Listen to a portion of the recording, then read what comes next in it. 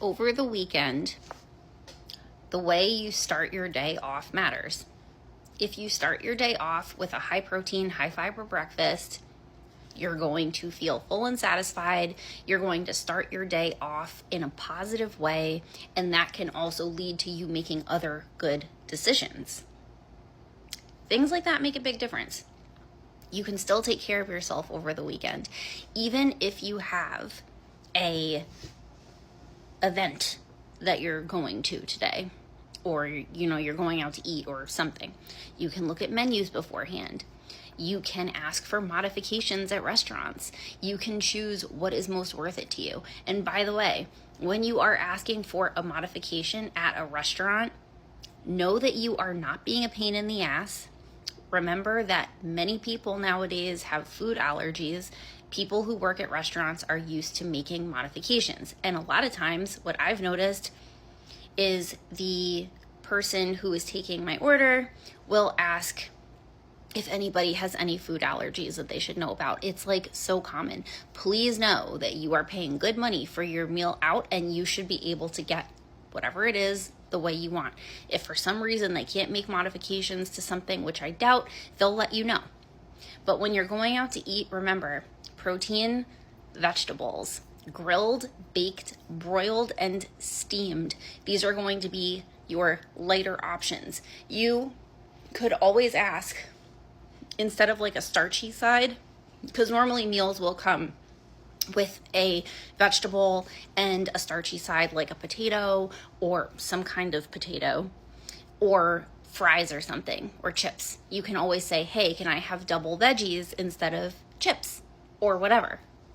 I know a lot of times when people are tracking their food, they'll be like, okay, well, I don't know how to perfectly track something, so I'm just not going to track.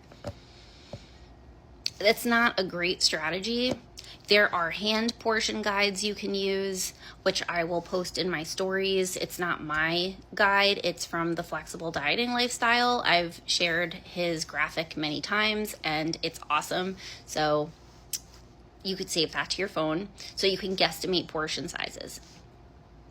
Something else you could do is you can, if it's like a chain restaurant, they'll usually have the items available in your tracker that you can pick and whatever, and then you could just like log beforehand. You could always, again, just kind of do the best you can. If you see entries that are like super high and super low, maybe go for like the mid-range. And something I tell my clients to do is to add a tablespoon or two of olive oil to your tracked meal out to account for the extra calories that are likely included in your meal, because restaurants don't give a fork if you're trying to lose weight. They just want you to come back and think their food tastes really good. And oftentimes the meals are heavily seasoned, and that's why they taste so good. So putting the olive oil in could be a good way to give you a little bit of a buffer. If you know that you're going out to eat, around that meal out, you can stick to lighter meals that are heavier in protein and plants. So you don't go into the event having fasted the entire day and feeling like you're going to like eat someone's arm off by the time you sit down. We don't want that. So you go in feeling relatively full. You could even have a protein shake right beforehand so that you make sure that you get a good chunk of protein in. And this is true also if you're going to someone's house for dinner or something like that. You want to make sure that you're not going in starving, because that can lead to overeating. You can still exercise over the weekend. You can be moderate with your alcohol consumption or not drink. I mean, you could just not drink and do more activities that don't involve drinking. Alcohol has quite a few calories, can impact our decision-making abilities, and also impact our recovery and our sleep.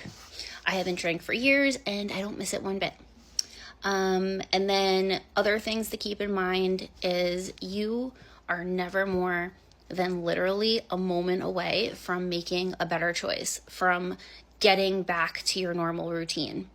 And the other thing you could think about too is having meals prepped not just for the week, but also for the weekend, so that you have food choices on hand that meet your goals and fit your needs, rather than relying on going out to eat for every single meal, because again, that's going to add on a lot of extra calories. We always have more control over what we're eating when we prepare the food ourselves. And something to always keep in mind is what is actually worth it to you. If something is like a true, I say, hell yeah, or if it's more of a meh, who cares? If something is a hell yeah, you can make space for it. If it's not, keep moving, give it a pass. I hope this was helpful. Read more below and follow for everything weight loss.